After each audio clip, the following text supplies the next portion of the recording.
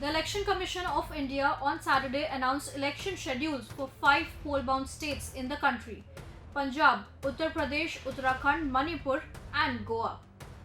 Today we will be looking at the caste politics in India's one of the most populous state, Uttar Pradesh, and Punjab, which is home to majority of the Sikh farmers. Before we go ahead, why are elections in Uttar Pradesh and Punjab extremely important for our country? The contribution of these states make it to the national strength. 11 of the Congress 52 seats, which is 20%, come from Punjab.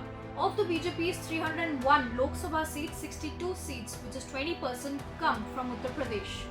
Another reason why Uttar Pradesh polls are extremely important in the country, as it may decide India's next president. It is crucial in presidential election as it has the highest value of votes of the MLAs due to its population. However, the Congress and the BJP are not locking horns as they do in the Rajasthan elections. Their main focus is to retain and defend their turfs. Congress in Punjab, BJP in Uttar Pradesh. Now there is one thing which dominates the elections in India: the caste politics. One can say that the BJP is non-existent in Punjab and the Congress has now become non-existent in the Uttar Pradesh.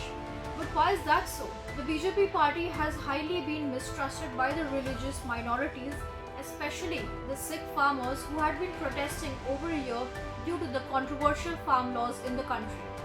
On the other hand, the dynasty party, which is the Congress, is highly trusted by the religious minorities.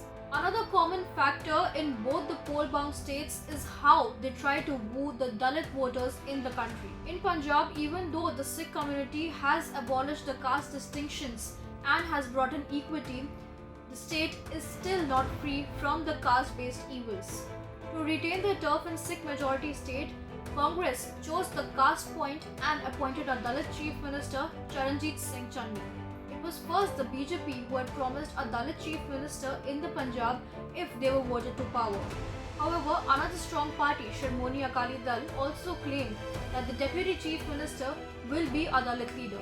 Now coming to the Aam Aadmi Party, who is currently trying to mark their territory in Punjab, already has its leader of opposition, a Dalit leader.